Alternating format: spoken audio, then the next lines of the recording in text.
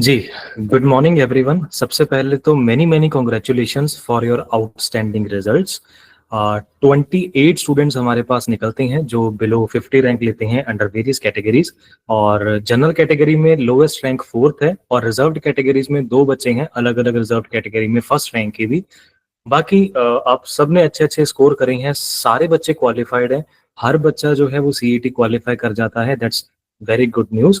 आप सबके जो अच्छे अच्छे रैंक है, अब इनके अकॉर्डिंगली आपको कौन से अच्छे अच्छे कोर्सेज मिल सकते हैं वो हम आज के क्लास में डिस्कस करेंगे। इनफैक्ट ये भी डिस्कस करेंगे कि कौन से कोर्स का क्या स्कोप है और नेक्स्ट हमारे पास प्रोसेस जो है वो क्या रहता है।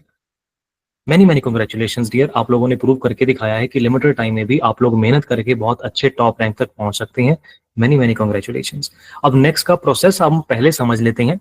मैं आपको नेक्स्ट सारा एक्सप्लेन कर दूंगा कि नेक्स्ट आपने क्या डॉक्यूमेंट लेके जाने हैं, कैसे व्हाइट फॉर्म की फिलिंग करनी है, कैसे चॉइस फिलिंग करनी है, उसके बाद कैसे कैसे आपको कौन कौन से कोर्सेज मिल सकते हैं, कौन कौन से रैंक पर, एंड अपॉर्चुनिटीज हमारे पास क्या नजर आती हैं, सब कुछ होगा। सेशन लंबा चल सकता है, 2 घंटे भी लग सकते हैं।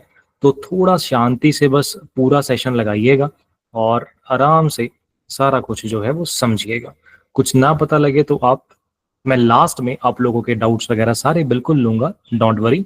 बट आप पूरा सेशन जो है वो एक बार लगाइएगा। तो लेट्स स्टार्ट। तो सबसे पहले तो रिजल्ट। अब तक आप लोगों ने अपना रिजल्ट जो है वो चेक कर लिया होगा। कैसे चेक करना है फिर भी थोड़ा सा ओवरव्यू दे देता हूं ताकि कोई चीज मिस ना हो गई हो आपसे।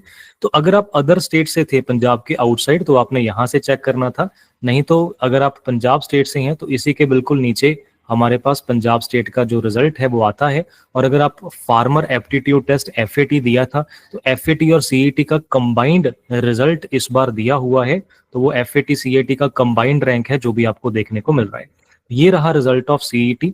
अब इसमें सारी कैटेगरीज के अलग अलग हैं। कई बच्चे कंफ्यूज हैं कि मैं कौन सी कैटेगरी का देखूं। अगर भाई आप ऐसी कैटेगरी को बिलोंग करते हो लेट्स से, तो आपको ऐसी कैटेगरी का ही देखना है और आपको ऐसी कैटेगरी के अंडर ही एडमिशन भी लेनी चाहिए।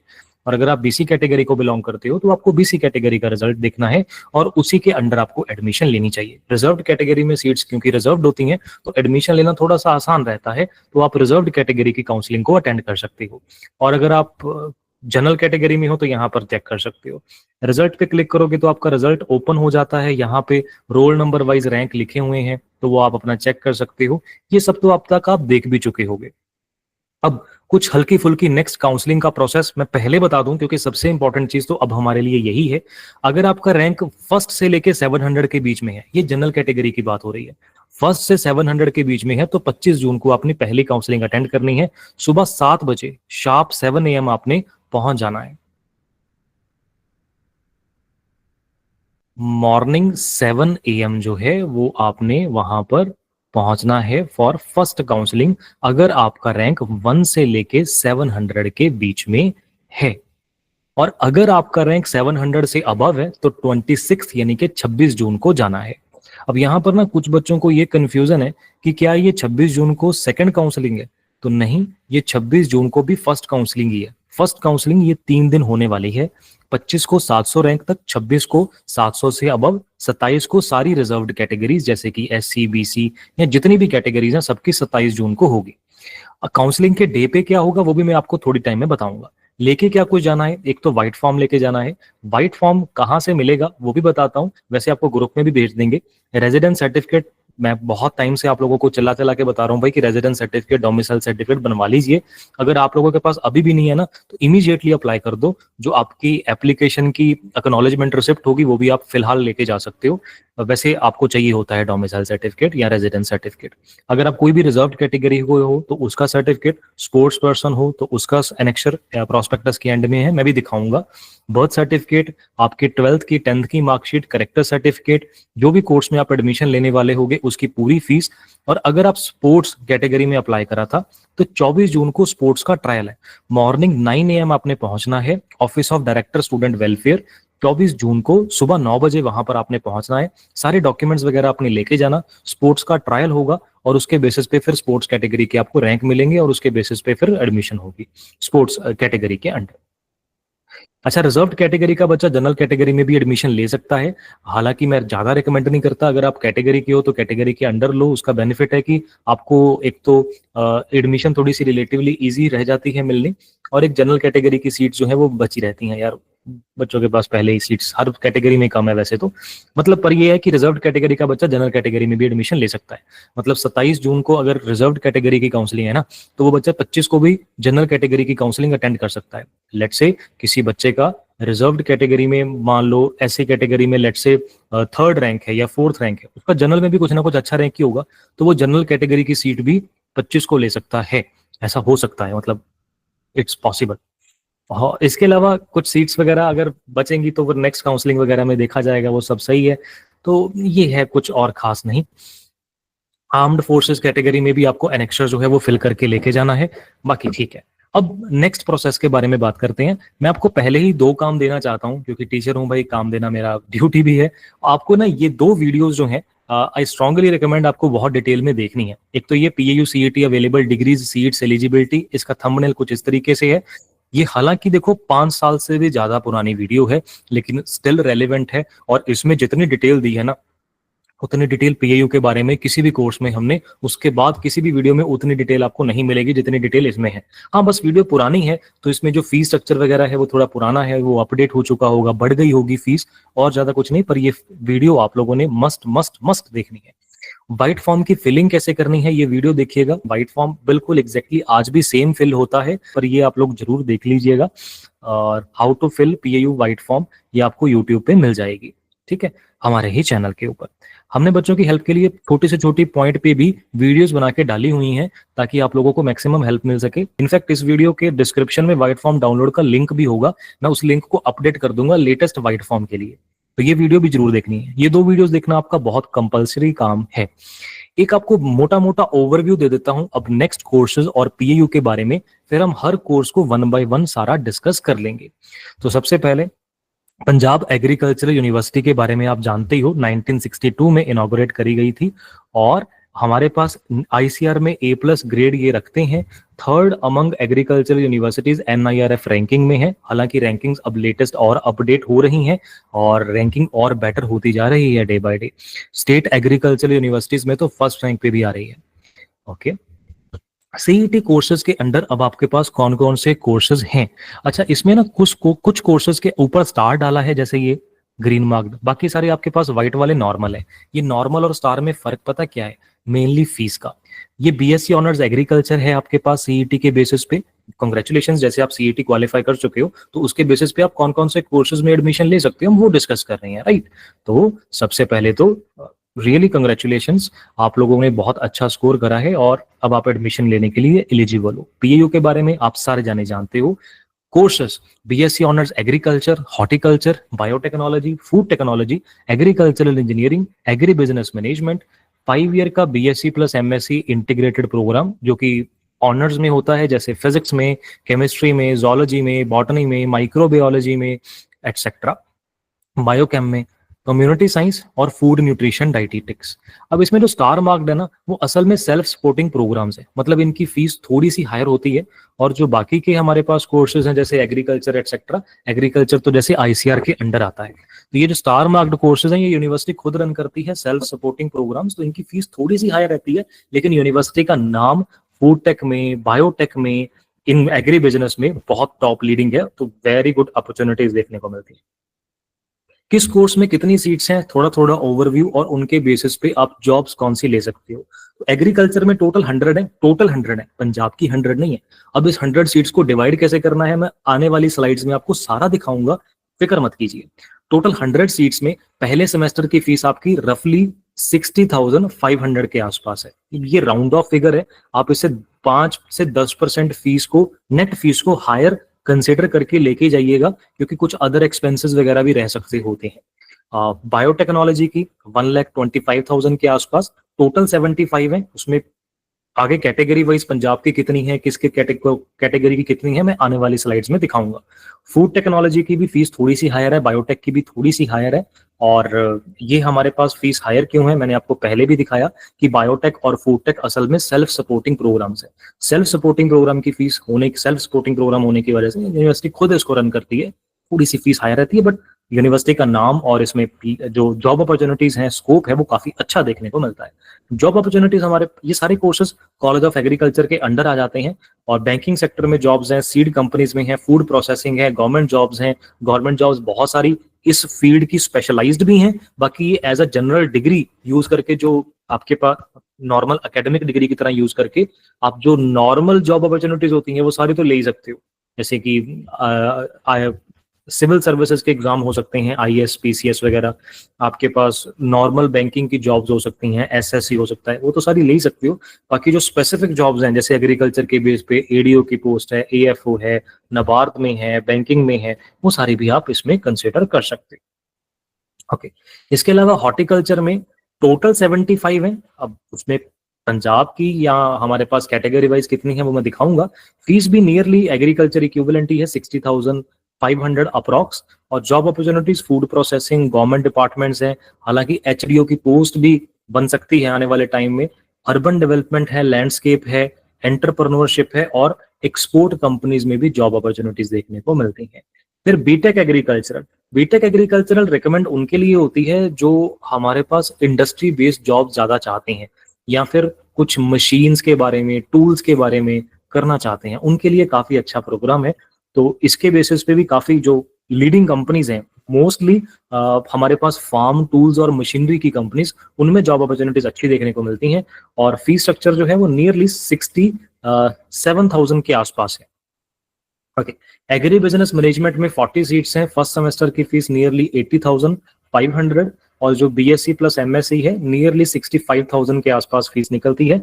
और जॉब अपॉर्चुनिटीज क्या हो सकती हैं रिसर्च के लिए? देखो, 5 ईयर का इंटीग्रेटेड कोर्सेज मोस्टली रिकमेंडेड तब है अगर आप रिसर्च में जाना चाहते हो या टीचिंग में जाना चाहते हो। इंडस्ट्री बेस्ड जॉब्स भी होती हैं, थोड़ी सी कम होती हैं बस। कॉर्पोरेट कंपनीज में, लेबोरेटरीज में, एकेडमिक पोजीशंस, वही टीचिंग प्रोफेशंस हो गए, गवर्नमेंट रिसर्च हो गई, या फिर इंटरनेशनल ऑर्गेनाइजेशंस हो गई। तो ये हो गया। अब इसमें सीट्स वेरियस इसलिए लिखा है क्योंकि अलग अलग है, फिजिक्स की कुछ और हैं, केमिस्ट्री की कुछ और हैं, बॉटनी जूलॉजी की कुछ और हैं, एटसेट्रा। कम्युनिटी साइंस में 57 सीट्स, फीस नियरली 56,000।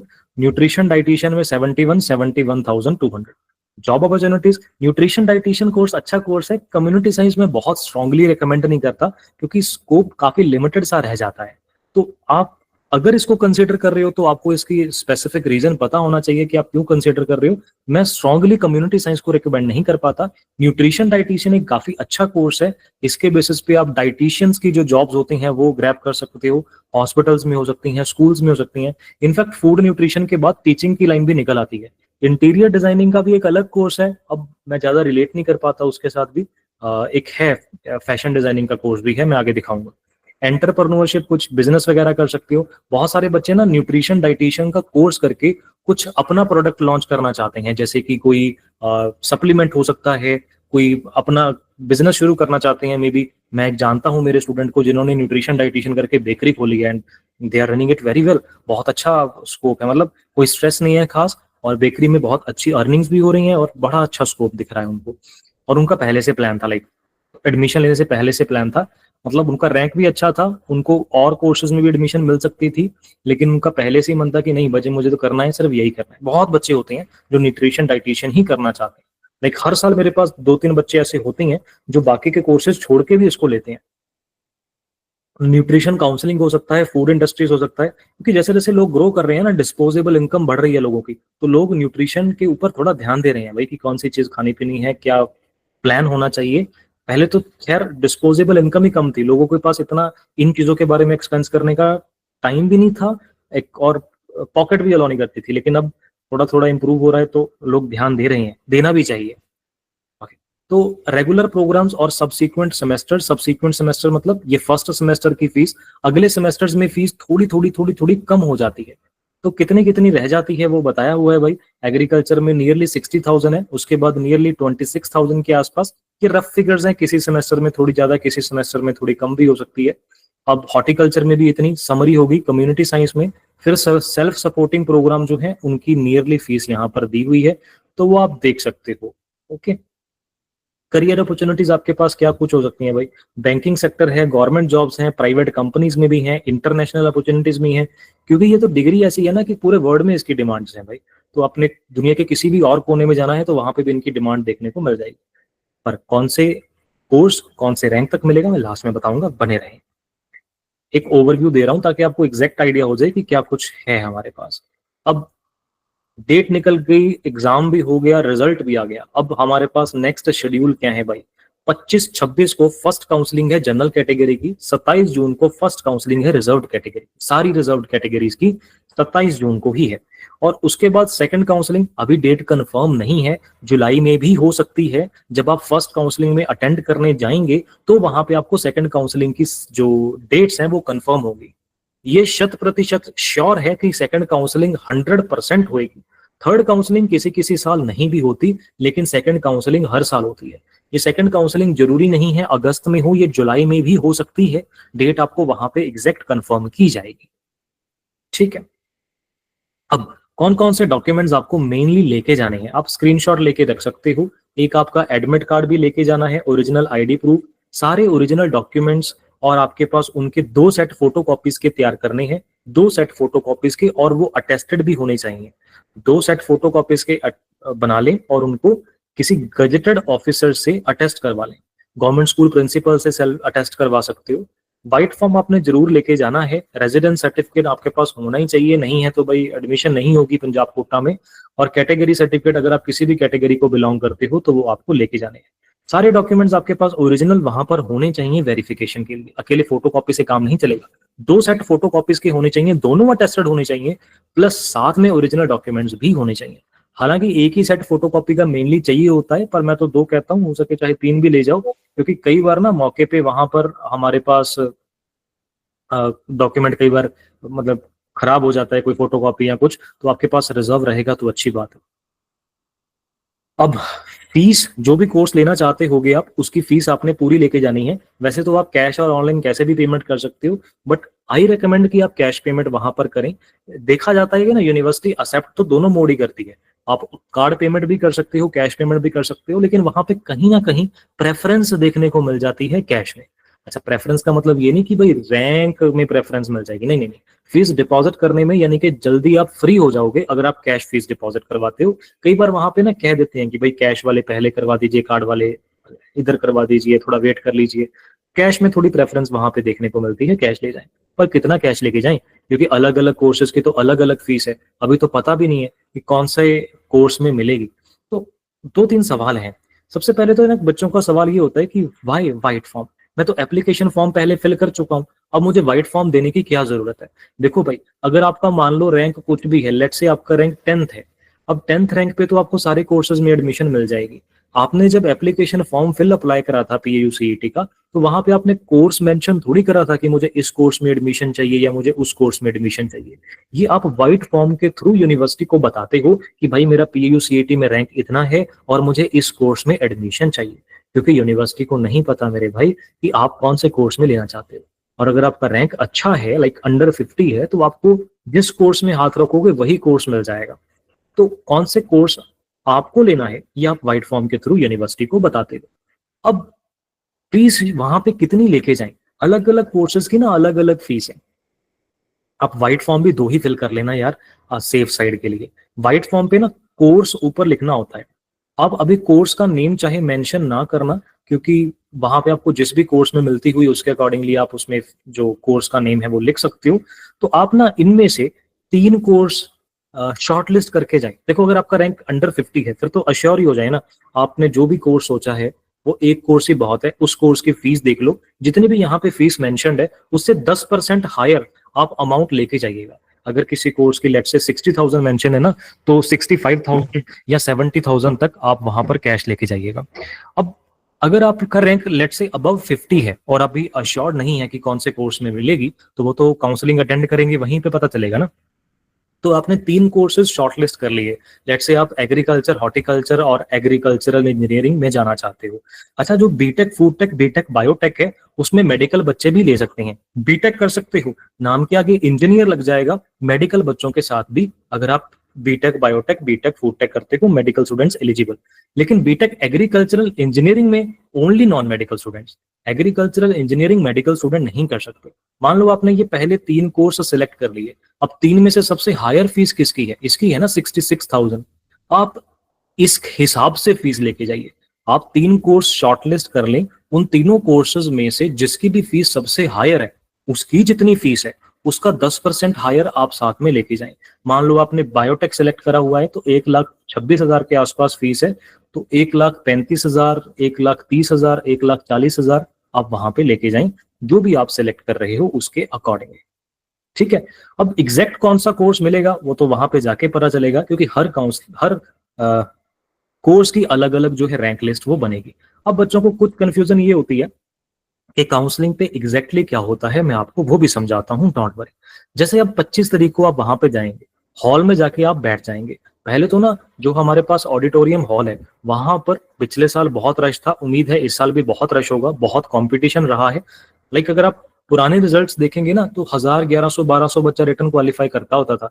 मैंने ये जो सेशन ले रहा हूँ ना अभी, ऐसा सेशन मैंने यूट्यूब पे डाला हुआ है एक, 2022 का सेशन है शायद वो। मैं कल खुद, मुझे लिंक दिखा तो मैं देख रहा था कि बीच में क्या है। तो 2022 की उसमें मैंने रिजल्ट लिस्ट देखी कि कितने बच्चों ने क्वालिफाई कराए। कुछ 1100-1200 बच्चे रिटर्न क्वालिफाई करते थे, लेकिन आज की डेट में देखो 2000 से भी ऊपर 2400-2500 बच्चे ने भी रिटर्न क्वालिफाई करा हुआ है। यानी कि कंपटीशन काफी बढ़ रहा है, और इस बार एग्जाम थोड़ा सा आसान आने की वजह से भी कट ऑफ हायर जा रही है। तो कट ऑफ हायर जाएगी, मतलब जा रही नहीं है, एग्जाम थोड़ा सा आसान आने की वजह से ना ज्यादा बच्चे उस रिटर्न को क्वालिफाई कर गए हैं, तो क्वालिफाइंग कैंडिडेट्स की लिस्ट काफी बड़ी है। नहीं, इतना 2500-2600 बच्चा क्वालिफाई नहीं करता होता था हिस्टोरिकली। अब काउंसलिंग डे पे होगा क्या? जब आप काउंसलिंग डे पे हॉल में जाएंगे, पहले तो आपको एक सेपरेट रूम में बिठा देंगे। अब उस रूम से आपको हॉल में बुलाया जाएगा रैंक वाइज, कि रैंक 1 से लेके 50 तक के बच्चे आ जाएं भाई, रैंक 1 से लेके 30 तक के आ जाएं, 30 से 50 तक के आ जाएं, 50 से 100 तक के आ जाएं, 1 से 100 तक के आ जाएं। ऐसे कुछ लिमिटेड स्टूडेंट्स को आपको हॉल में बुलाया जाएगा। आप अपने ओरिजिनल डॉक्यूमेंट्स, फीस लेके हॉल में बैठ जाएंगे। सामने हमारे रिस्पेक्टेड टीचर्स बैठे होंगे, कुछ हमारे पास जो नॉन एकेडमिक स्टाफ होता है जो एडमिशन वगैरह करवाएंगे आपकी, वो सर, रिस्पेक्टेड सर और मैम वहां पर बैठे होंगे। तो वहां पर ना स्क्रीन लगी होगी, कोर्स वाइज एडमिशन होगी। अब उनकी मर्जी है भी वो कौन सा कोर्स पहले शुरू करते हैं। एग्जाम्पल के लिए उन्होंने बीएससी ऑनर्स एग्रीकल्चर से शुरू कर लिया कि अभी हम एग्रीकल्चर की एडमिशंस करेंगे, तो वो एग्रीकल्चर के लिए अनाउंस करेंगे कि भाई रैंक 1 से लेके 5 तक के बच्चे आ जाएं।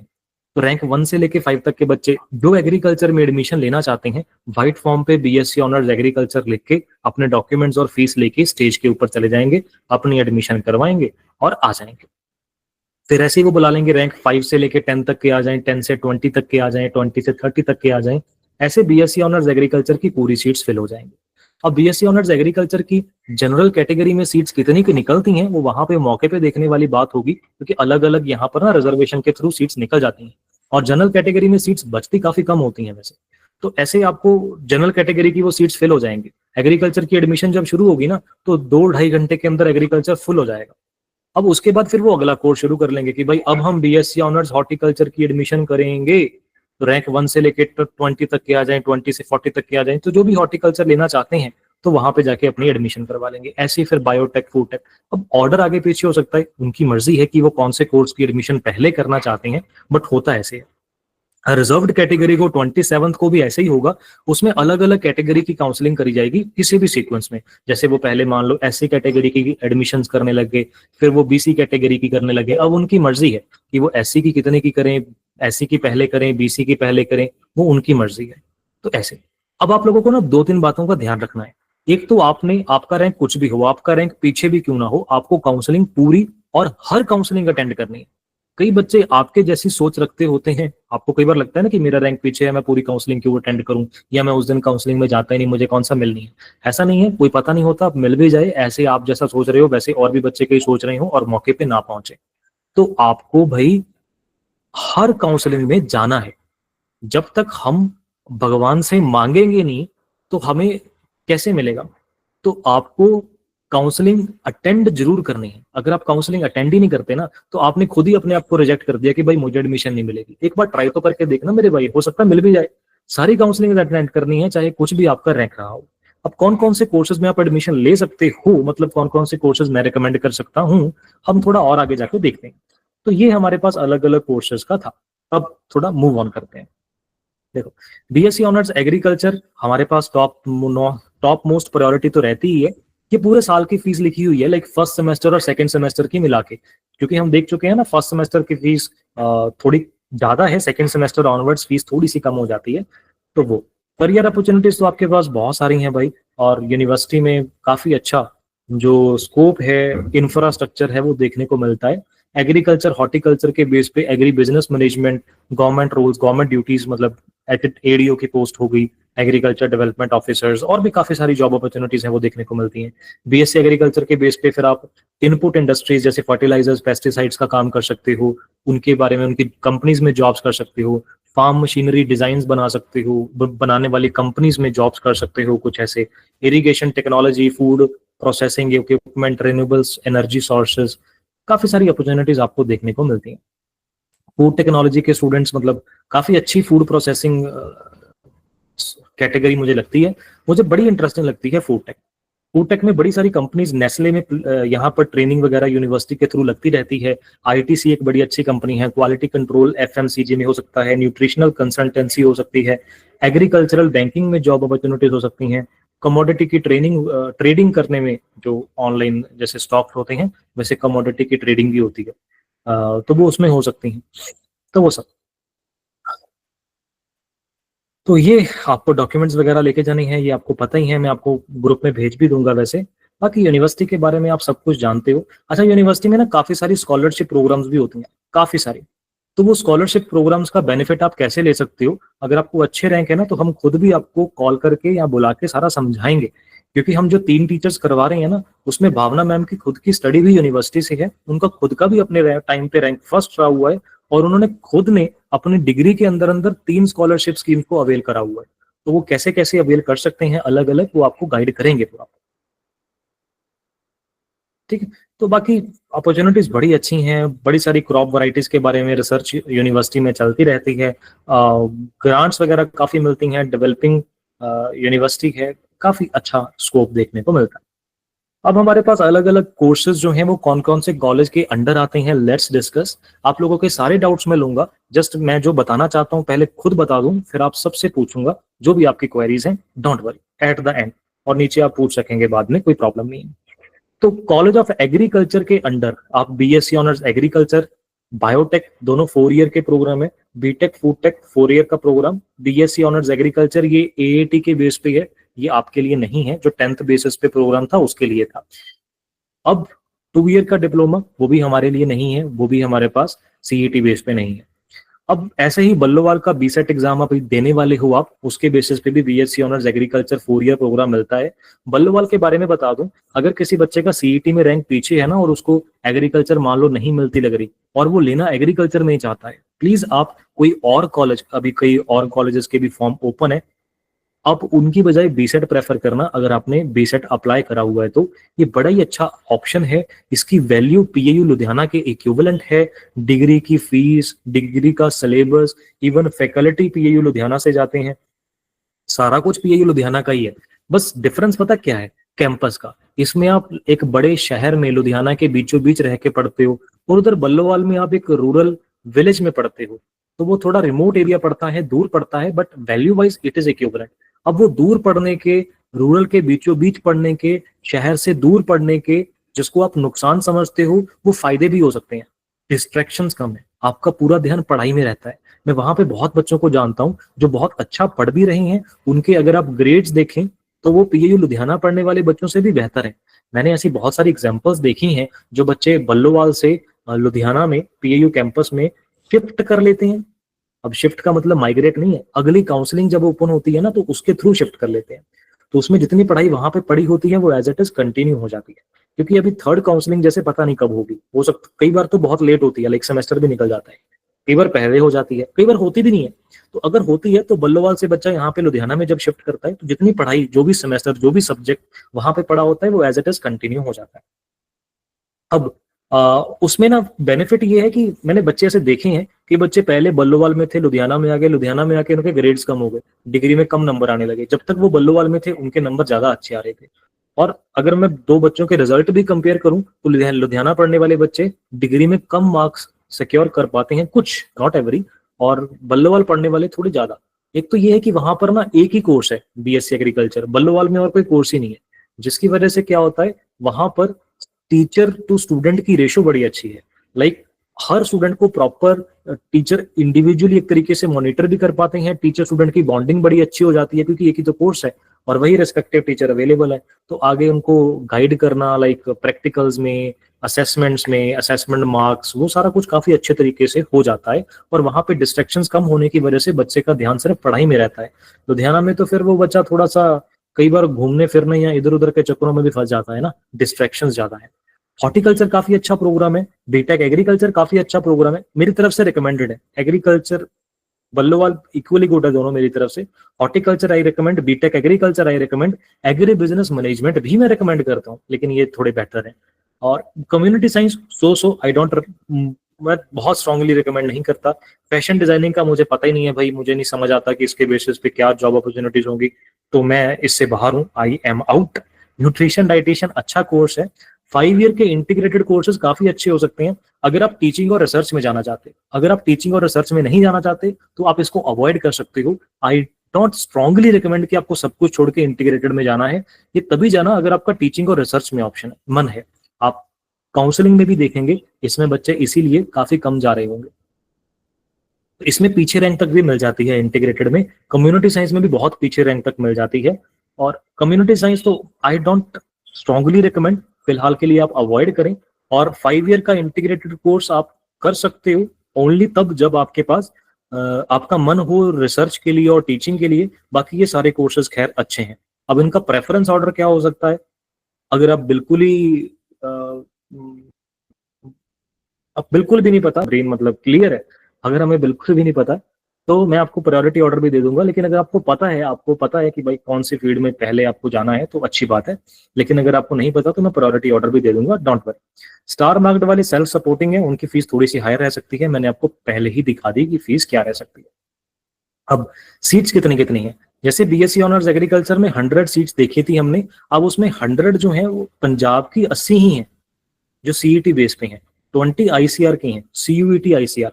तो क्या हम सीयूईटी आईसीआर के बेस पे ये 20 सीट्स ले सकते हैं? क्योंकि सीयूईटी का एग्जाम तो हो सकता है आपने भी दिया हो, नहीं भाई नहीं ले सकते। ये सीयूईटी आईसीआर के बेस पे 20 सीट्स अदर स्टेट के बच्चे लेंगे। जो बच्चे पंजाब के बाहर से हैं, अगर उन्होंने पंजाब में पीएयू में बीएससी एग्रीकल्चर करनी है तो वो सीईटी बेस पे बीएससी एग्रीकल्चर नहीं कर सकते, उनको ये सीयूईटी आईसीआर के बेसिस पे लेनी है। हाँ, पंजाब के अदर स्टेट के बच्चे कुछ कोर्सेज हैं जिसके बेसिस पे वो सीईटी में भी एडमिशन ले सकते हैं। कुछ सीईटी के अंडर कोर्सेज हैं जिसमें अदर स्टेट के बच्चे ले सकते हैं, बट एग्रीकल्चर में नहीं ले सकते।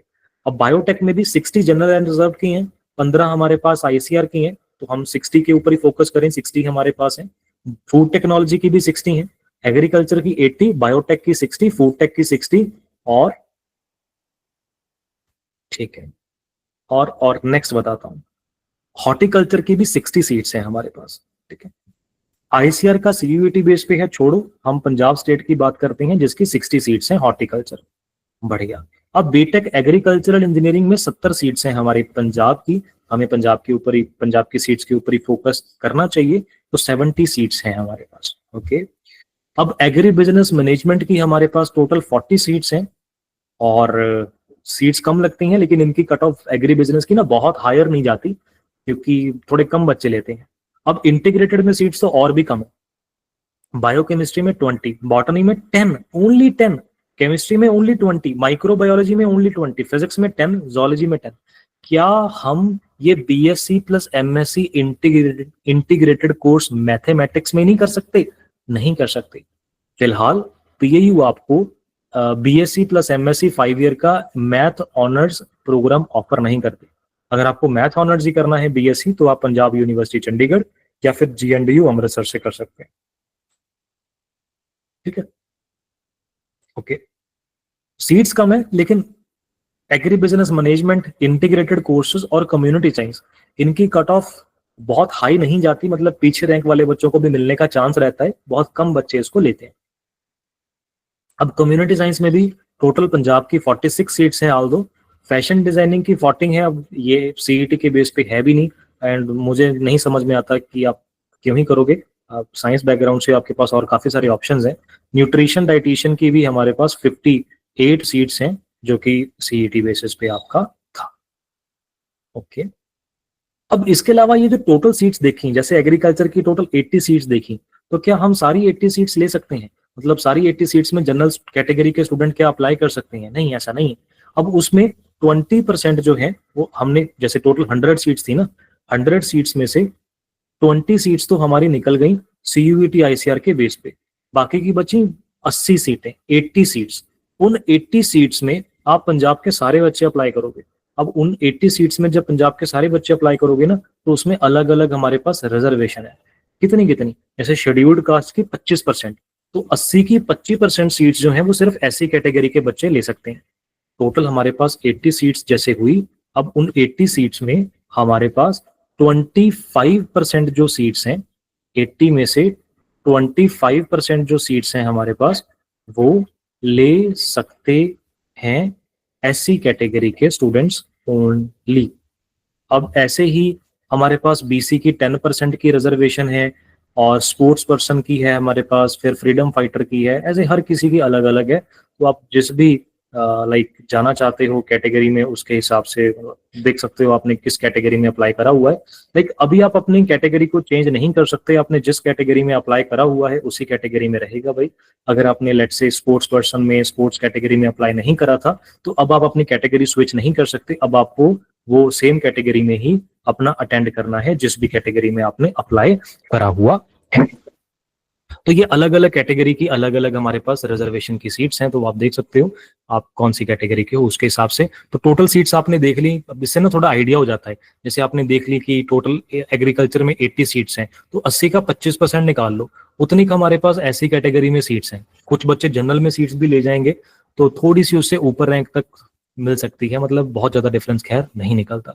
पर ऐसा बिल्कुल सही है कि काफी बच्चे जो हमारे पास FAT कैटेगरी के होंगे, SC के होंगे, BC के होंगे, जिनका जनरल में भी रैंक अच्छा होगा, वो जनरल में ही सीट ले लेते होते हैं, क्योंकि वो काउंसलिंग जनरल की पहले होती है। हालांकि मुझे ऐसा लगता है कि रिजर्व कैटेगरी की काउंसलिंग असल में पहले हो जानी चाहिए थी, तो हमारे पास वो थोड़ा ज्यादा अच्छा रहता। पर चलो, अब हम क्या ही कह सकते हैं। ओके, अब थोड़ा और आगे चलते हैं।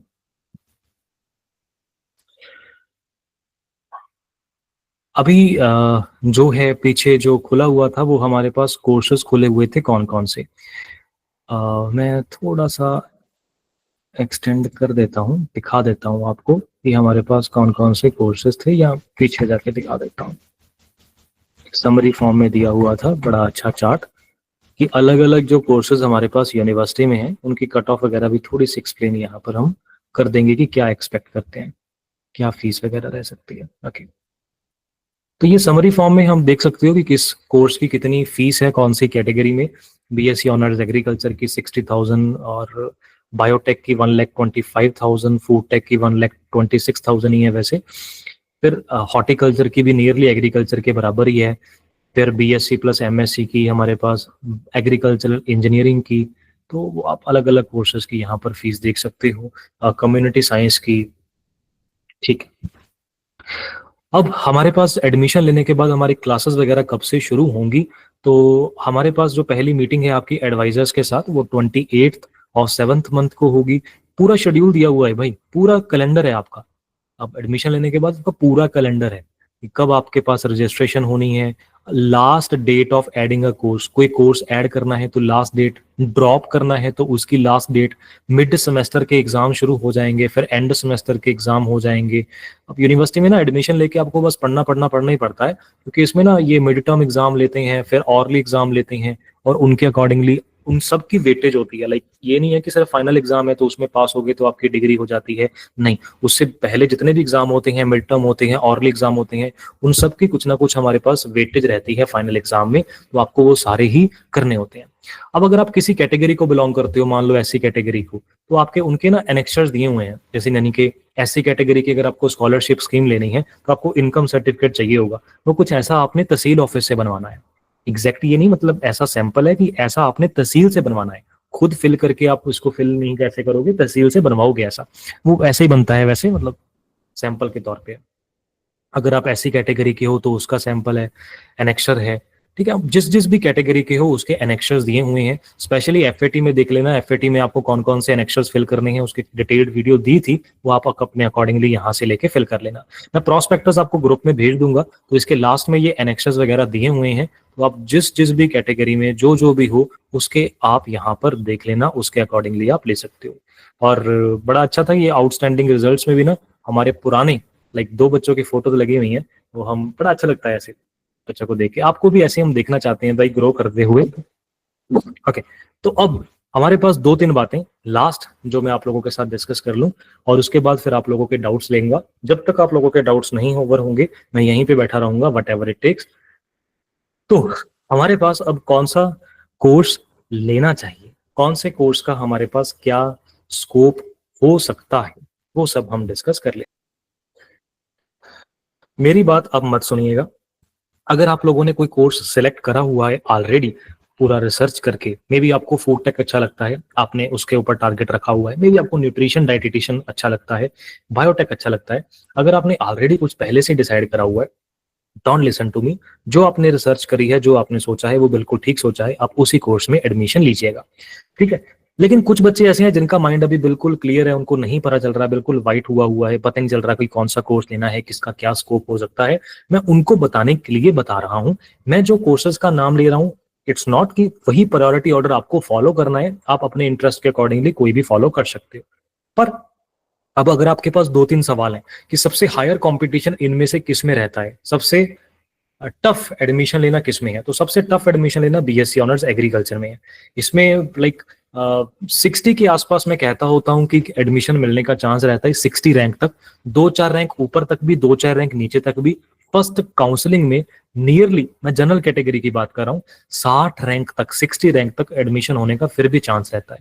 कई बार 63, 64, 65 तक भी मिल जाती है, कई बार 57, 58, 59 तक भी मिलती है, ठीक है। राउंड ऑफ 60 के आसपास आपको नियरली बीएससी ऑनर्स एग्रीकल्चर में पहली काउंसलिंग में मिल जाती है। अच्छा, नेक्स्ट काउंसलिंग में थोड़ी पीछे तक मिल सकती है, 70, 80, 90 तक भी मिल सकती है। अब इस साल बीएससी ऑनर्स एग्रीकल्चर में कितना कंपटीशन रहता है अभी नहीं पता। हर साल बीएससी एग्रीकल्चर में कंपटीशन ज्यादा होगा ऐसा भी नहीं होता। क्या हर साल जाएगी? नहीं। क्या थर्ड काउंसलिंग इस बार होगी? पता नहीं। अब हॉर्टिकल्चर, हॉर्टिकल्चर के बारे में थोड़ी बात करें तो हॉर्टिकल्चर फर्स्ट काउंसलिंग में एक्सपेक्ट करते हैं कि 80-90 रैंक तक मिल सकती है। अबव 100 फर्स्ट काउंसलिंग में हॉर्टिकल्चर जाना मैंने फर्स्ट काउंसलिंग में जल्दी नहीं देखा। अच्छा, हॉर्टिकल्चर शुरू भी ना डिग्री लेट हुई है, लोगों को पता कम है। 2018-19 को शायद शुरू करी है इन्होंने हॉर्टिकल्चर, उससे पहले होती नहीं थी।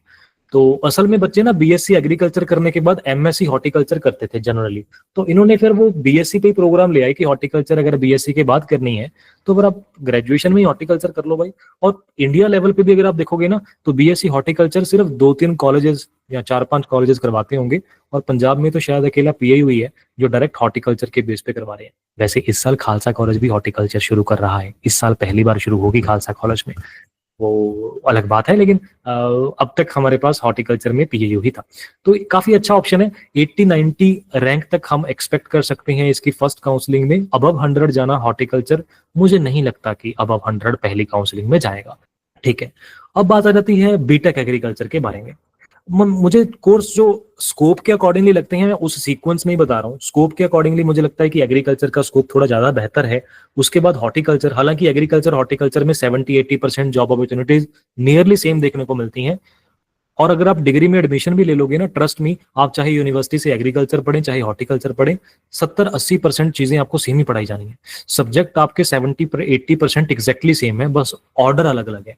कोई चीज एग्रीकल्चर, बीएससी एग्रीकल्चर में फर्स्ट सेमेस्टर में पढ़ाई जाती है तो हॉर्टिकल्चर में सेकंड सेमेस्टर में आ जाती है या थर्ड में आ जाती है, तो आगे पीछे हैं, बट नियरली 70-80% सिलेबस सेम ही पढ़ते हो। जॉब अपॉर्चुनिटीज भी 70% सेम ही होती हैं, तो अच्छा है हॉर्टिकल्चर, काफी अच्छा है।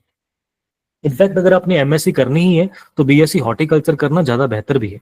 इसके अलावा बीटेक एग्रीकल्चरल इंजीनियरिंग कर सकते हो, अच्छा है। इसकी कितने रैंक तक मिल सकती है? 120, 120 के आसपास, 130 के आसपास में भी। तो आपके पास एमएससी का अच्छा ऑप्शन निकल सकता है अगर आपका मन टीचिंग और रिसर्च में है तो।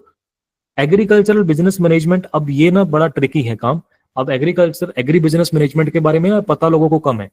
तो एक साल मैंने देखा था, ये शुरू लेट हुई है, 2021 या 22 में ही शुरू हुई है, 21 में या 22 में, मैंने जब 22 में शुरू हुई है मेरा ख्याल, 21 में हुई है शायद। चलो मतलब 2020 के बाद ही हुई है, कोविड के बाद हुई है, 21 में शुरू हुई है शायद। अब इसमें ना है क्या चीज, पहले तो डिग्री, खैर मैं सारी डिग्री के स्कोप बता दूंगा, 5 मिनट मुझे और दो। क्या करनी चाहिए?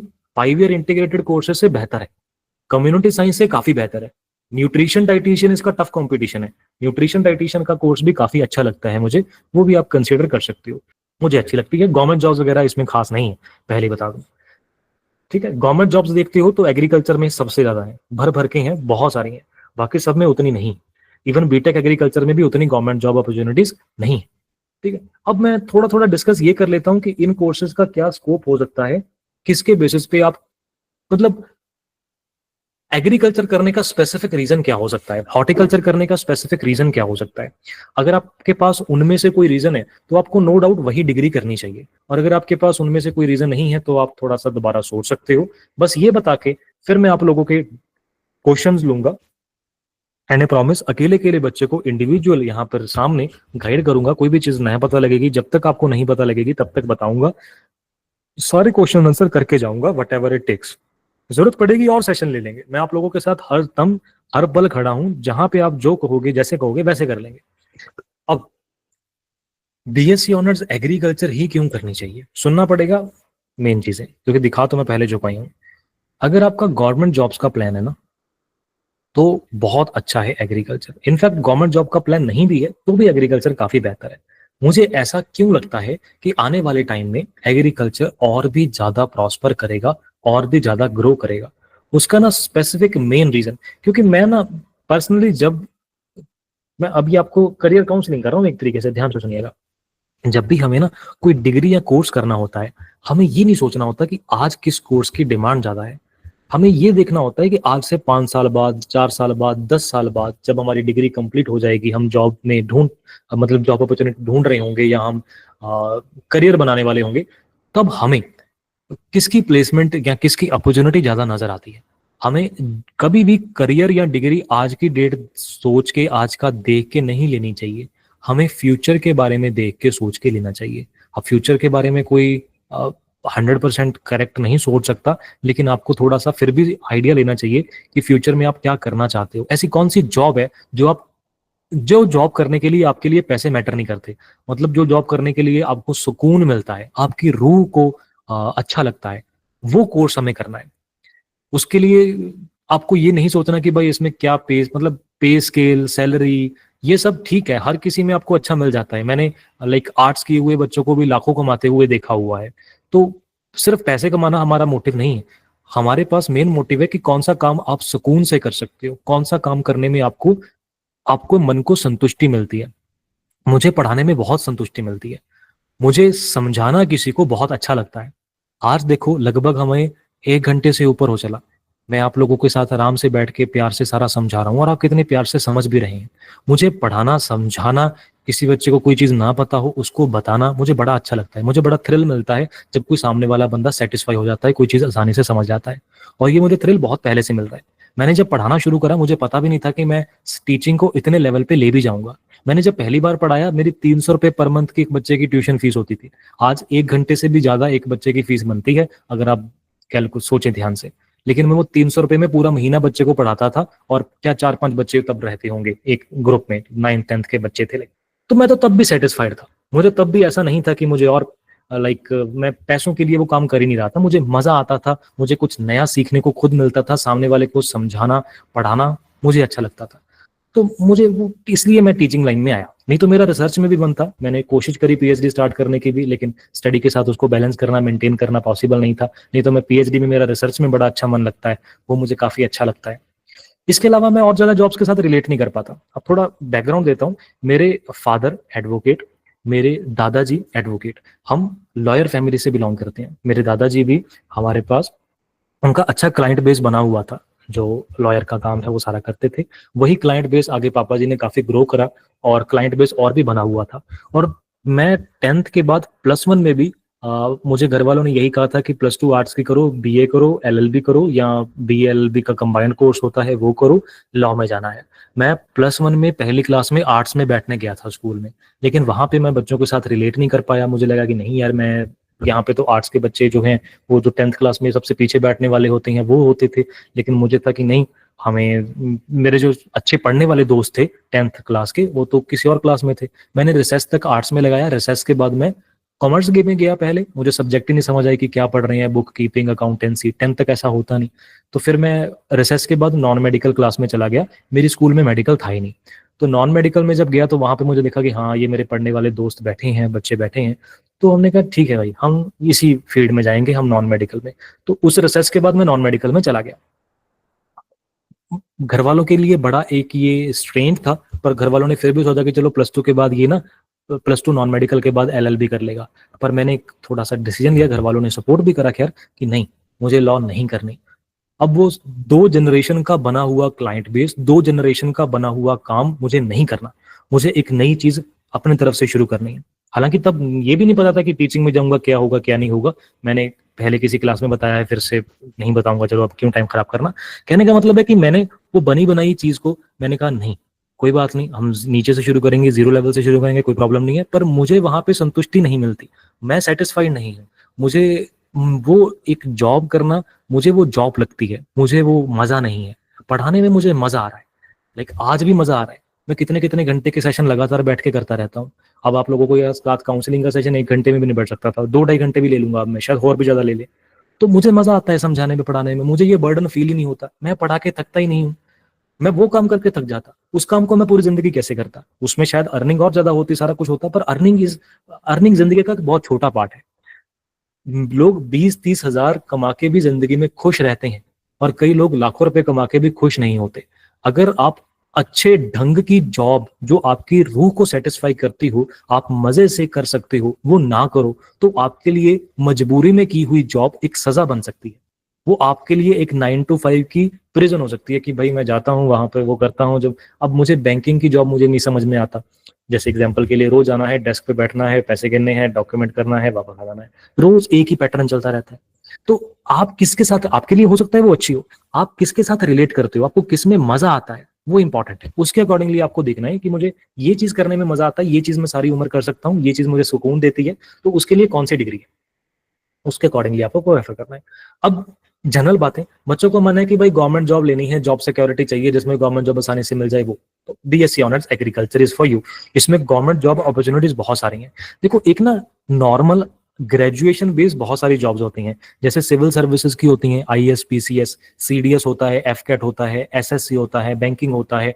वो सारी जो नॉर्मल ग्रेजुएशन बेस पे जॉब्स हैं, वो तो बीए के बाद भी कर सकते हैं, बीएससी के बाद भी कर सकते हैं, बीटेक के बाद भी कर सकते हैं, इन सारी डिग्रीज के बाद कर सकते हैं।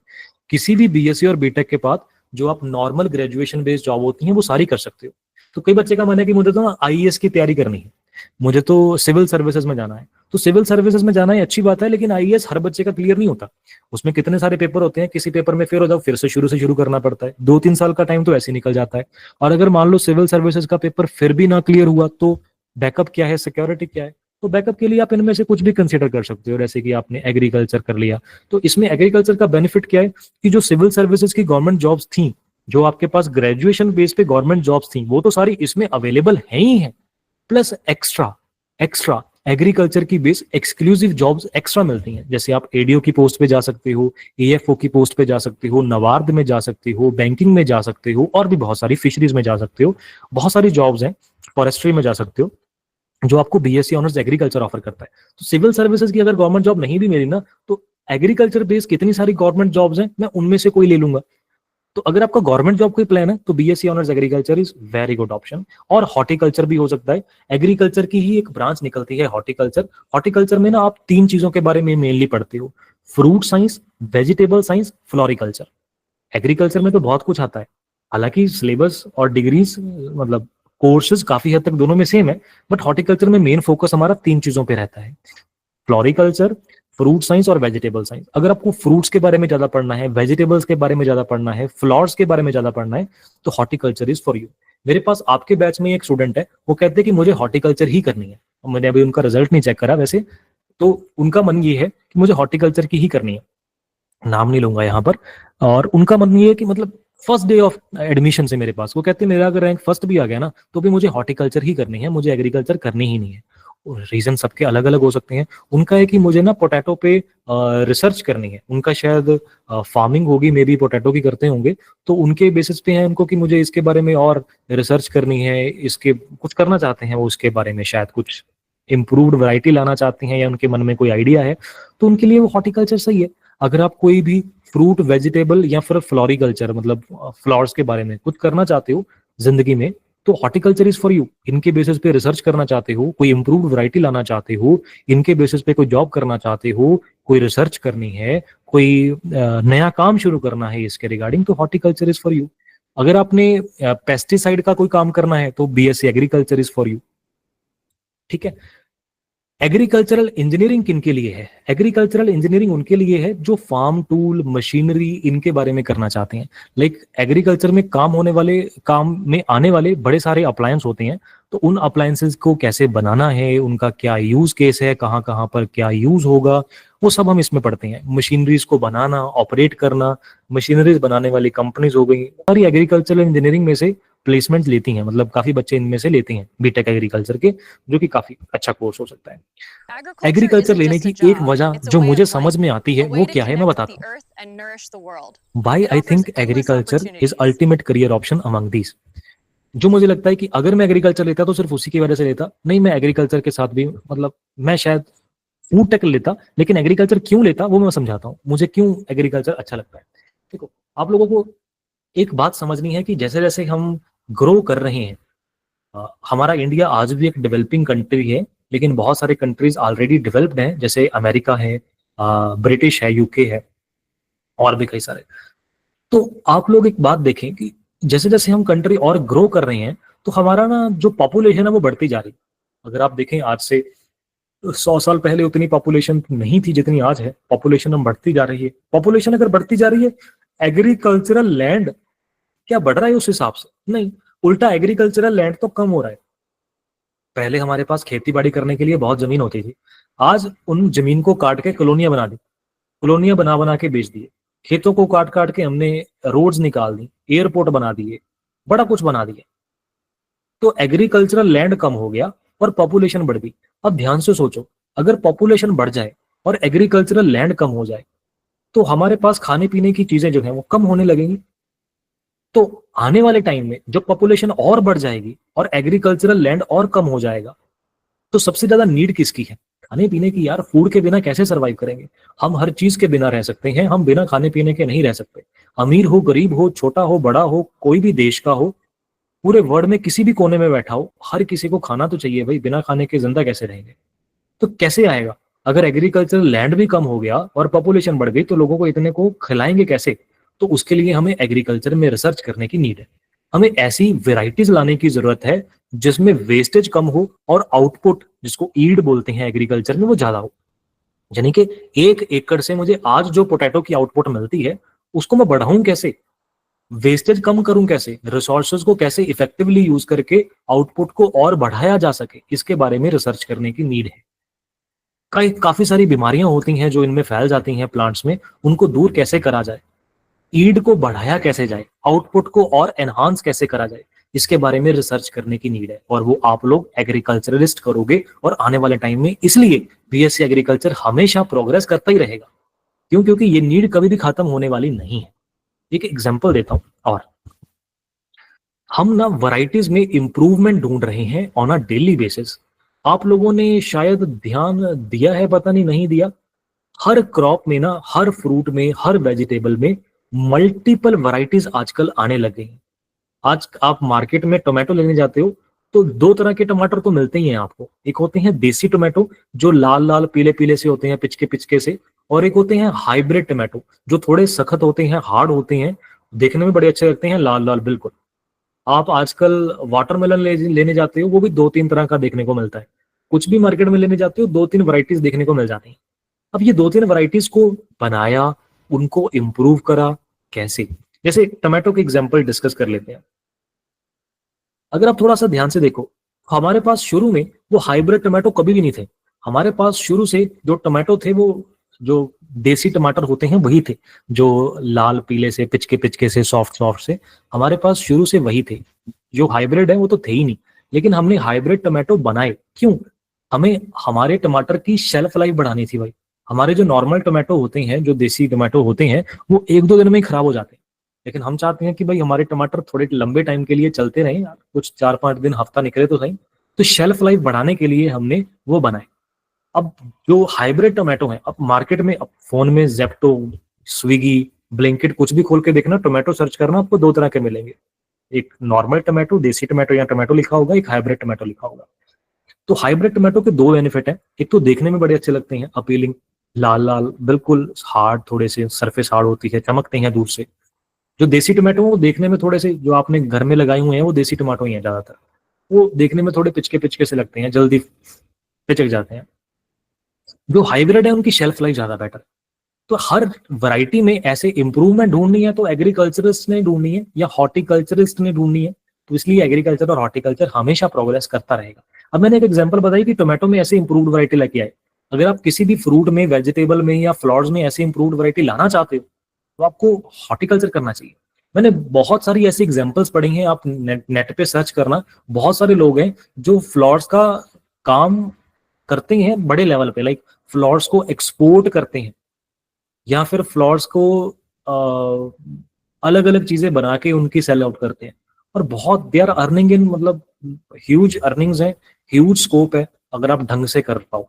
अगर आप स्पेसिफिक होकर से फ्रूट, वेजिटेबल और फ्लावर्स को लेके, तो आपको हॉर्टिकल्चर करना चाहिए। अगर आपको नहीं पता कुछ भी तो agriculture is a safe bet.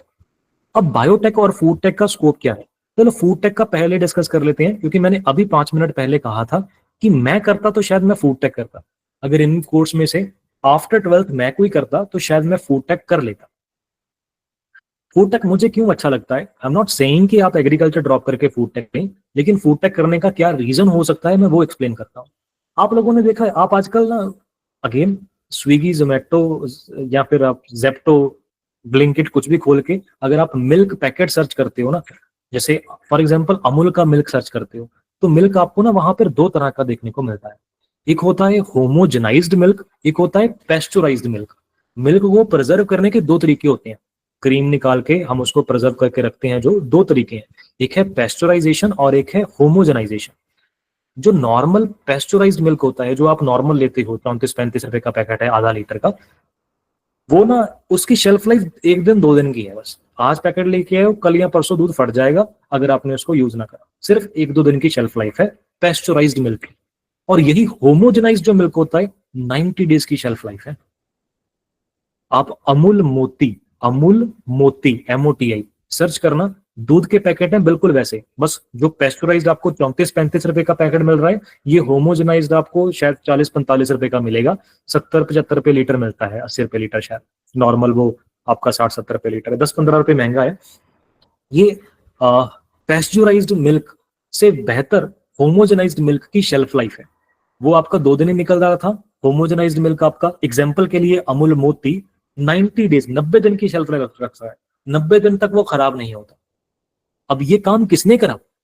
आज से 100 साल पहले थोड़ी ऐसा होता था। 100 साल पहले ऐसे किसने सोचा था कि ऐसा मिल्क भी बन सकता है जो 3 महीने खराब ना हो? ये तो पॉसिबल बनाया फूड टेक ने। आज से आज से 300 साल पहले, 300 साल भी छोड़ो, 100 साल पहले के लगाओ। आप 100 साल पहले और आज की आप फूड की हैबिट देखिए।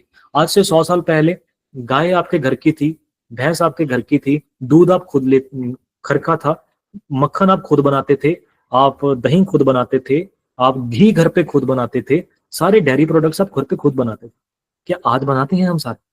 कुछ लोग बनाते होंगे आप में से अभी भी, लेकिन मेरे जैसे बहुत सारे नहीं बनाते भाई, मिल्क पैकेट्स का लेते हैं। हो सकता है आपके पास अभी भी घर पे आपने रखी हो भैंस गाय, घर के दूध हो, लेकिन बहुत सारे बच्चे, बहुत सारे लोग घी पैक्ड लेते हैं। आप नेस्ले का घी लेते हो, मिल्क फेड का लेते हो, अ, किसी भी कंपनी का लेते हो, खैर अमूल का लेते हो, नेस्ले का लेते हो, घी पैक्ड लेने लग गए, बटर आप पैक्ड लेने लग गए, अमूल बटर खाने लग गया भाई इंडिया। तो ये सारा कुछ पहले तो नहीं था, पहले तो घर पे था। आज क्यों हम पैक्ड फूड की तरफ चले गए? उसका मेन रीजन पता क्या है? आज से 100 साल पहले क्यों नहीं गए थे? पहले भी आता था। अमूल का जो बटर है वो आज ही थोड़ी आने लगा है। आज से 40 साल 50 साल पहले भी कोई और कंपनी रही होगी, 100 साल पहले किसी और कंपनी का रहा होगा, लेकिन घी बटर तो पहले भी पैक्ड मिलते थे, किसी और कंपनी के होंगे, मुझे कंपनी का नाम नहीं पता 100 साल पहले कौन सी थी, मैं इतना पुराना नहीं हूं। लेकिन आज की डेट में हम क्यों पैक्ड लेने लगे? क्योंकि टाइम नहीं है भाई लोगों के पास। ਪਹਿਲਾਂ ਆਪਾਂ ਮੰਜੇ ਦੇ ਨਾਲ ਮਸ਼ੀਨ ਬੰਨ ਕੇ ਘਰੇ ਸੇਮੀਆਂ ਵੱਟਦੇ ਸੀ। ਮੈਂ ਛੋਟੇ ਹੁੰਦੇ ਆਪ ਬੜੀਆਂ ਵਟਾਈਆਂ ਨੇ ਨਾਨੇ ਦੇ ਨਾਲ, ਜਾਂ ਅੱਜ ਦੀ डेट 'ਚ ਆਪਾਂ ਸੇਮੀਆਂ ਵੱਟਦੇ ਆ ਕਿਤੇ ਘਰੇ? आज की डेट में आप पैक्ड नूडल्स लेने लग गए हो, वर्मिसेली बोलते हैं हम सेमिया को इंग्लिश में, वर्मिसेलीज के पैक्ड लेने लग गए हो। क्यों?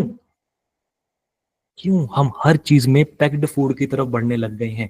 अचार घर पे बनाते थे, पैक्ड आने लग गया, टॉप्स का अचार खाने लग गए।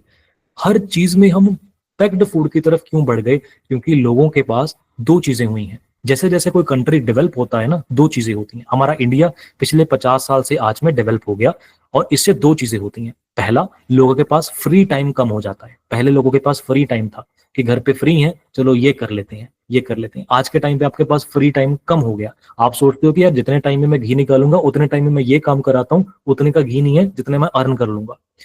फ्री टाइम कम होने लग गया। दूसरा, डिस्पोजेबल इनकम बढ़ गई। मतलब आई चलाई करने के बाद आपके पास जेब में कुछ चार छिल्लड़ बचने शुरू हो गए। जब ये चार छिल्लड़ जेब में बचते हैं तो बंदा सोचता है इसको खर्चना कहाँ है। तो वो डिस्पोजेबल इनकम बढ़ने की वजह से, इसको डिस्पोजेबल इनकम बोलते हैं कि जितना आपको चाहिए था उसके बाद जो बच गया, इकोनॉमिक्स में पढ़ते हैं इसको। तो डिस्पोजेबल इनकम जब बढ़ती है तो लोग थोड़ा सा सुख सुविधाओं की तरफ जाते हैं, वो चीजों को और करते हैं। तो ये सारा काम फूड को प्रिजर्व करवाना लंबे टाइम तक फूड टेक वाले करवाएंगे भाई। उसमें कुछ ऐसे केमिकल्स वगैरह डालेंगे, इथाइल बेंजोएट और बड़े सारे केमिकल्स आते हैं, डालेंगे प्रिजर्वेटिव्स, जो इसको लंबे टाइम तक चलाएं। आज हर फूड में प्रिजर्वेटिव्स डाले हुए हैं भाई, ताकि आपका जो फूड है वो जल्दी खराब ना हो। अच्छा, आज से 50 साल पहले हम घी बटर घर पे बनाते थे, लेकिन आज से 50 साल पहले क्या यूएस ब्रिटिश में भी घी घर पे बनाया जाता था, बटर घर पे बनाया जाता था? नहीं, वो तो तब भी पैक्ड लेते थे। हम आज पैक्ड लेने लगे हैं।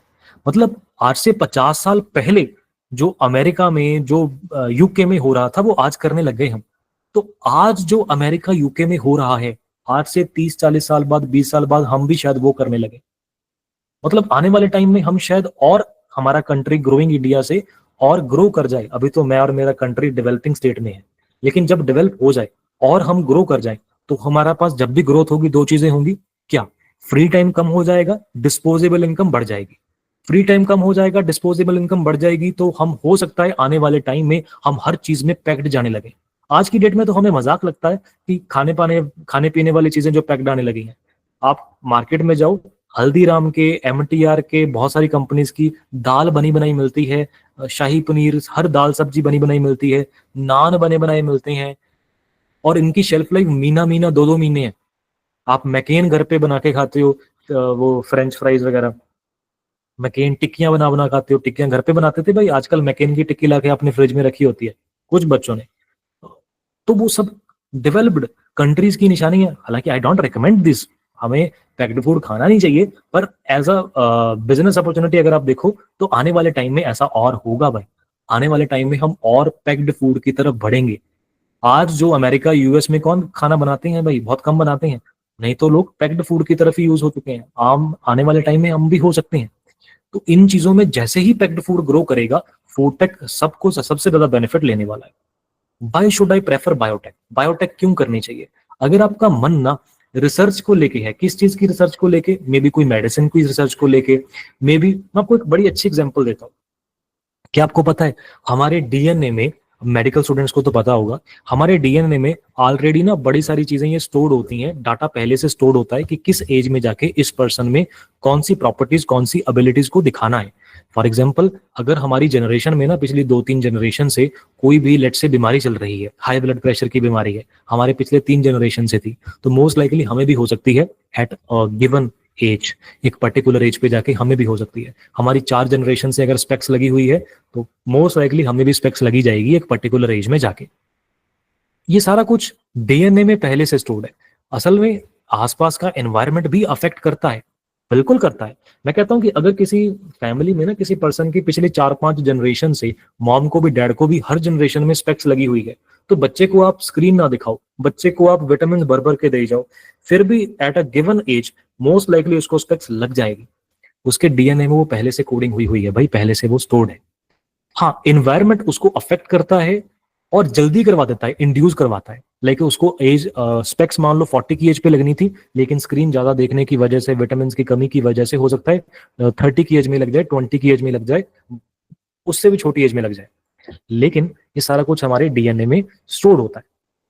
तो अगर कोई बंदा, इट्स वेरी टफ, आज तक कंप्लीटली ये हो नहीं पाया, बहुत कॉस्टली प्रोसेस है, लंबा प्रोसेस है, लेकिन अगर मान लो कोई दुनिया में बंदा कल को ऐसा उठे जो ये कर दे, क्या करे, किसी पर्सन का डीएनए लेके उसमें जो गलत चीजें हैं, जो बीमारी है, उसको निकाल दे, डीएनए मॉडिफाई करके नेक्स्ट जनरेशन में पास ऑन करे, तो अगली जनरेशन में इन प्रॉब्लम्स को, डिसीज को खत्म किया जा सकता है। It is theoretically possible, practically अभी तक पॉसिबल नहीं हुआ है। आने वाली जनरेशन में ये बीमारियों को रोका जा सकता है। कैसे? वो सब काम बायोटेक के अंदर रिसर्च में हो सकता है, डीएनए की रिसर्च इसमें आ जाती है। कोविड की वैक्सीन जो बनी है वो बायोटेक्नोलॉजी बनाने, मतलब बायोटेक की जो कंपनीज होती हैं वो करती हैं। तो कोई भी अगर आपको नई वैक्सीन के थ्रू, हमने पोलियो की वैक्सीन बहुत जगह फैलाई, ताकि पोलियो पहले बहुत फैल रहा था ना, गवर्नमेंट ने इनिशिएटिव लिया कि भाई पोलियो के इंजेक्शन हम पक्का सबको लगवाएंगे, या फिर पोलियो की मेडिसिन देंगे ताकि पोलियो आगे ना फैले। तो उसमें हम क्या कर सकते हैं? तो उसमें हम यही कर सकते हैं भाई कि आपको बायोटेक के अंडर आपने करनी है रिसर्च, जिसमें आप इस चीज को एलिमिनेट कर सकते हैं। तो ये बायोटेक का मेन हमारे पास काम आ जाता है। इसके बाद हमारे पास एग्रीकल्चर इंजीनियरिंग, मैंने बता ही दिया, फार्म टूल मशीनरी। इसके बारे में 5 ईयर का इंटीग्रेटेड कोर्स किनको करना चाहिए? जिनका मन रिसर्च और टीचिंग का है, जिनका मन भी टीचिंग और रिसर्च का है, उसको 5 ईयर इंटीग्रेटेड कोर्स करना चाहिए। उसके अलावा इंडस्ट्री में जॉब्स इसकी बड़ी कम है। हाँ, अगर आप ये सोचते हो कि इसको एज अ ग्रेजुएशन यूज कर लोगे आप, लाइक ग्रेजुएशन के बेस पे आप आईएएस का पेपर दे लोगे, बैंकिंग में चले जाओगे, वो तो आप इनमें से सब में से ही कर सकते हो ना। तो फिर आप प्रेफर करें एग्रीकल्चर और हॉर्टिकल्चर और बायोटेक, फूड टेक, क्योंकि उसके बेस पे जो उस इंडस्ट्री की जॉब्स हैं वो भी मिल जाएंगी, और जो आप करना चाहते हो गवर्नमेंट जॉब्स वो भी कर सकते हो। अगर आपका 5 ईयर इंटीग्रेटेड कोर्स का ही मन है ना, तो इसलिए आप लेना, अगर आपका जैसे मैंने बताया प्लान बनता है वो, क्योंकि इंडस्ट्री बेस्ड जॉब्स काफी कम है। हाँ, बायोकेम की फिर भी थोड़ी बहुत निकल आती हैं, कम निकलती हैं, लाइक बहुत ज्यादा मैं स्ट्रांगली रिकमेंड नहीं कर पाता। तो आप देख लेना, अगर आपका मन है, प्लान है, तो ही आप इसमें थोड़ा सा प्रेफर करना। कम्युनिटी साइंस मैं स्ट्रांगली रिकमेंड ही नहीं करता। अगर आपके पास कोई इसकी ऑलरेडी वजह है तो कर लो, नहीं तो आपकी मर्जी है, मतलब मैं ज्यादा रिकमेंड नहीं करता, क्योंकि जॉब अपॉर्चुनिटी ज्यादा देखने को नहीं मिलती। फूड न्यूट्रिशन डाइटेटिक्स के बेस पे ना गवर्नमेंट जॉब्स वगैरह खास नहीं है, इसके बेस पे प्राइवेट जॉब्स हो सकती हैं, जैसे डाइटिशियंस की। अब जैसे जैसे इंडिया ग्रो करेगा तो हमें भाई डाइट प्लान बनवानी है। मेरे पास ना ऐसे नॉन पर्सन है कई, जो मतलब मैं क्योंकि करवा बहुत पुराने से रहा हूँ, बहुत पहली एज में इस काम में आ गया, तो मैंने देख ली काफी दुनिया के क्या हो रहा है। 2000 ना 14-15 के बारे में, 15 या 16 की है बात, 16 की बात है शायद, 15 या 16 की। एक स्टूडेंट थी मेरी, उसका ना 61 या 62 रैंक था शायद पीएयू सीईटी में, और उस साल उसको 62 रैंक पे एग्रीकल्चर भी मिल रही थी। लेकिन उसने कहा नहीं, वो जब से मेरे पास एडमिशन लेने आई थी, उसका नीट में भी स्कोर अच्छा खासा था, और तब नीट की कट ऑफ भी इतनी हायर नहीं जाती होती थी, मतलब उसको बीडीएस वगैरह मिल रही थी गवर्नमेंट में। लेकिन जब मेरे पास आई, उसके पास तब से मन था कि मुझे करनी है तो न्यूट्रिशन डाइटिशियन। वो मतलब डे 1 से ही था कि सर न्यूट्रिशन डाइटिशियन में मिल जाएगी। मैं कहा हम पढ़ेंगे इतना अच्छा कि आपको ऊपर वाले कोर्सेज में भी मिल जाएगी। वो कहते नहीं, हमें लेनी है तो न्यूट्रिशन डाइटिशियन में ही लेनी है। तो मैं भी थोड़ा क्यूरियस हुआ कि यार क्यों न्यूट्रिशन डाइटिशियन आप बाकी सारे कोर्स छोड़ के भी लेना चाहते हो। उनका प्लान काफी अच्छा था, और वो उन्होंने वेल एग्जीक्यूट भी कर लिया। उनके ना फादर की शॉप थी मेडिकल की, मतलब जो हमारे पास फार्मास्यूटिकल शॉप होती है, वो शॉप थी, और उनके फादर ना किसी डाइटिशियन से उनको कुछ प्रॉब्लम रही होगी, किसी डाइटिशियन के पास रेगुलरली जाते थे, तो डाइटिशियन उनका डाइट प्लान तो बना के देते थे, प्लस साथ में खुद ही अपने सप्लीमेंट्स प्रोडक्ट्स देते थे।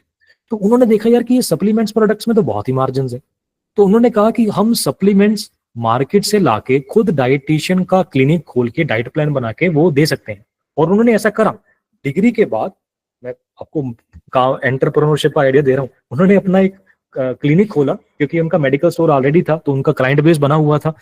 तो मेडिकल स्टोर होने की वजह से उनको बेनिफिट मिला कि उनके क्लिनिक में रेगुलरली जो बच्चे हैं, पेशेंट हैं, वो आने लगे डाइट प्लान वगैरह बनाने के लिए। चलो डाइट प्लान बनाया, सब कुछ सही है। अब डाइट प्लान ना आप और मेरे जैसे आम लोग जल्दी नहीं बनाते भाई, जिनकी थोड़ी डिस्पोजेबल इनकम अच्छी है, थोड़ी कमाई अच्छी है, वो जाते हैं ऐसे काम करने। तो हम तो मतलब क्या ही जाते हैं जल्दी, तो वो जाते हैं जो वो इतना सोचते नहीं है। तो वो सप्लीमेंट्स खुद से मार्जिन काफी अच्छे हैं, पहले वहां से लाके आगे देने लगे। आज की डेट में तो वो सप्लीमेंट्स भी खुद के मैन्युफैक्चर करवाने लगे। वो खुद के बनाने नहीं होते यार, कुछ बनाने वाली कंपनीज होती हैं, व्हाइट लेबलिंग कर देती हैं, यानी कि वो प्रोडक्ट देती हैं, आपके नाम का ठप्पा लगा के आप बेच सकते हो।